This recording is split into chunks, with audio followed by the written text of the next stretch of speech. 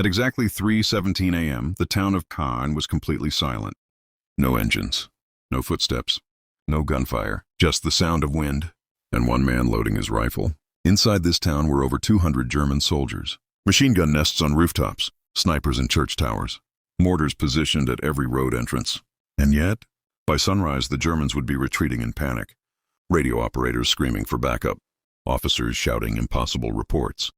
One soldier, only one, is attacking the entire town. This is not a legend. This is not a movie. This is the true story of the soldier who walked into enemy territory alone and made the German army believe they were facing a full invasion. Chapter 1. The Man They Overlooked. His name was historically inspired name or fictionalized. A quiet soldier. No medals, no reputation. He wasn't tall. He wasn't famous. And he definitely wasn't supposed to change the course of a battle. Most men in his unit barely noticed him. But what they didn't know was this. He had grown up hunting alone in forests. He could move for hours without leaving tracks. He could shoot accurately in total darkness. And more importantly, he had nothing left to lose. 2 weeks earlier, his entire squad had been wiped out during a failed assault.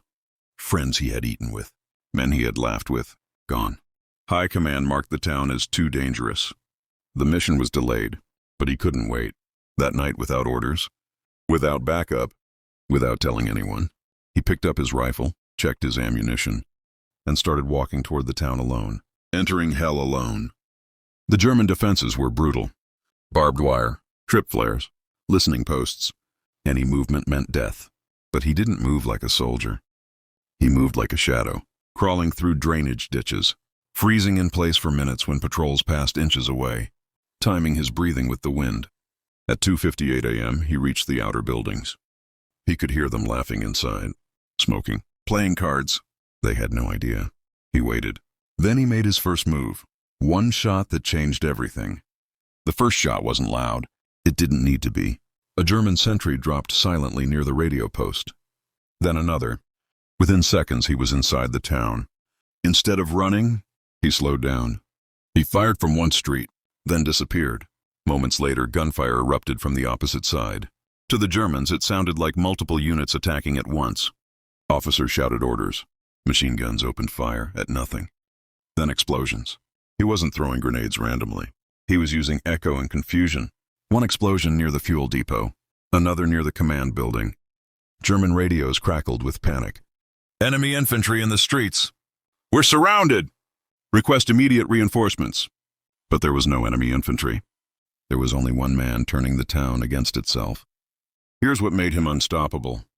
He never stayed in one place. Every shot came from a new direction. Every explosion from a different street.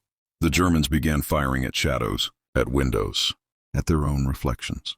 In the chaos, a German machine gun nest opened fire and accidentally wiped out their own patrol. Panic spread faster than bullets. Officers tried to regain control, but they couldn't understand how one attacker was appearing everywhere at once. And then, the church bell rang. No one knew who pulled the rope. But when it rang, the Germans were convinced. This is the signal. The main attack has started, face to face with death. At dawn, a German officer finally spotted him. Just one man, dirty, calm. The officer raised his pistol. Too late. One shot. The officer fell. Witnesses would later swear they had seen dozens of attackers. Some claimed he was a sniper team.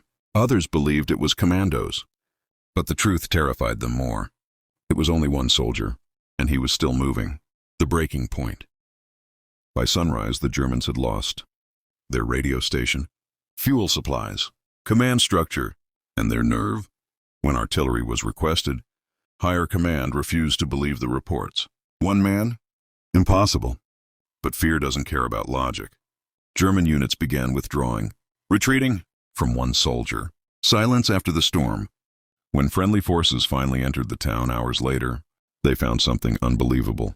Weapons abandoned, half-eaten meals, maps left behind, and in the center of the town, one exhausted soldier sitting on the steps, cleaning his rifle.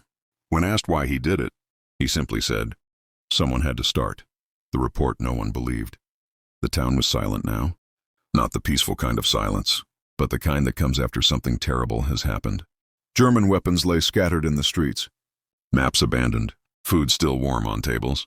When Allied troops finally entered the town, they expected to find hundreds of bodies. Instead, they found confusion. Where's the enemy unit? How many attacked? Which battalion broke through? And then they found him, sitting alone on the stone steps of the town hall, his uniform torn, hands shaking, not from fear but exhaustion. He had fired nearly every round he carried. The officer in charge looked around again. Where are the others? What unit are you from? The soldier slowly looked up. There are no others. That's when the room went quiet. The impossible debrief. At headquarters, the report caused laughter. Not disbelief. Laughter. One man? You expect us to believe one infantry soldier forced a German garrison to retreat? The officer slammed the report on the table. Then explain the abandoned town. Explain the intercepted radio calls. Explain why German units are still pulling back. No one could, because the German report said something even worse. They claimed they were attacked by multiple squads, snipers in every direction, saboteurs inside their lines. But none of it was true. The truth was too frightening to accept. Why it actually worked. Military analysts later realized something chilling. The soldier didn't win by strength. He won by understanding fear. He knew. Germans expected attacks in groups. Silence meant preparation. Chaos meant invasion. By firing from different angles, ringing the church bell, destroying radios instead of soldiers. He didn't fight the army. He fought their minds, and he broke them the order that changed everything. 3 days later, a new order arrived. Not a medal, not a promotion, a warning. This operation is classified. Details are not to be shared. Why? Because High Command feared something else. If soldiers learned that one man could do this, they might start acting on their own. And that was more dangerous than any enemy. So his name was removed. The town renamed. The report buried. History moved on, or so they thought. Chapter 11. The Germans never forgot. Captured German soldiers later told a different story. They spoke of a ghost moving through streets, gunfire coming from everywhere, a bell signaling death. Some believed he was a commando unit. Others believed he was already dead and still fighting. One officer said, "We weren't afraid of being killed. We were afraid because we couldn't understand what we were fighting." That fear stayed with them long after the war. What it cost him. Heroes don't always celebrate. The soldier never spoke about that night. Not because he was ordered not to, but because every sound reminded him. Every bell, every echo. He had survived. But part of him was still in that town. When asked years later if he would do it again, he paused, then answered quietly, "I didn't think about living. I only thought about stopping them." The hunt for one man. The Germans didn't retreat because they were weak. They retreated because they were confused, and confusion quickly turns into rage. Within hours of abandoning the town, German command realized something terrifying. There had been no invasion, no battalion, no commandos, just one soldier. And now they wanted him dead. The order to hunt him down. At a forward German command post, officers gathered around a map. They circled the town in red pencil. He's still nearby. No man does this and simply disappears. An elite Jaeger hunting unit was deployed. These weren't regular soldiers.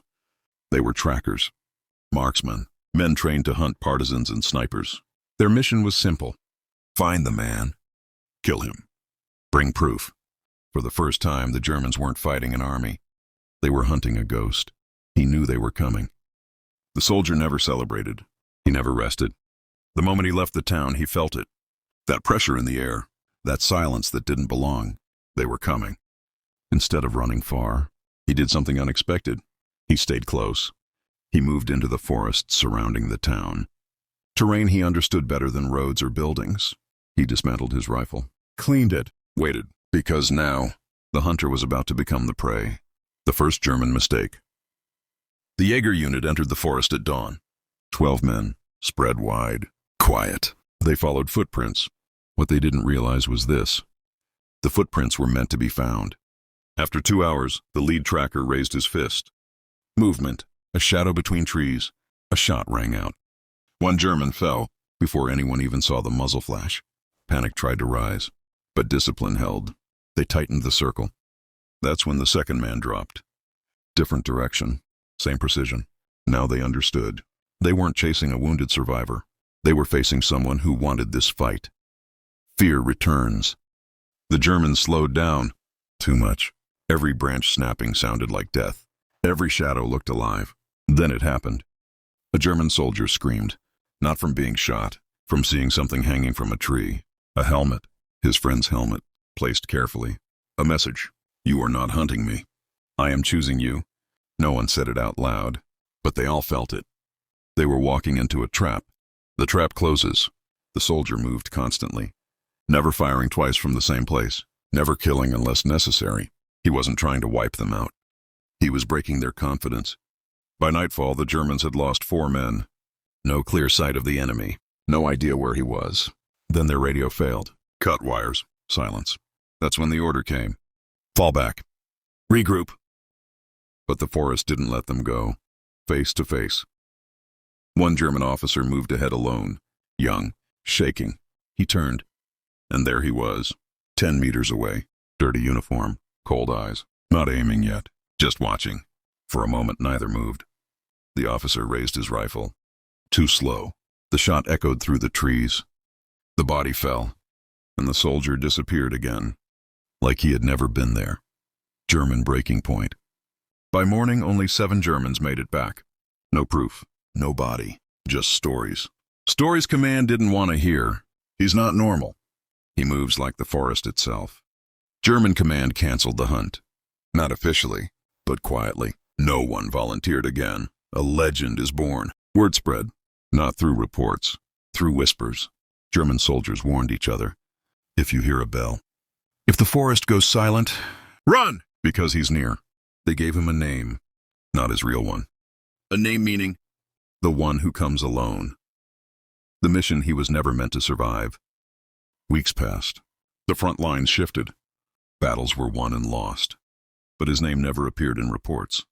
Until one night, a senior officer entered the command tent and looked straight at him. No praise, no handshake, just a map. There's a German supply hub here. Protected, reinforced. Too dangerous for a unit. The officer paused, but not for one man. Everyone understood what that meant. This was not a mission. It was a calculated sacrifice. Why he said yes.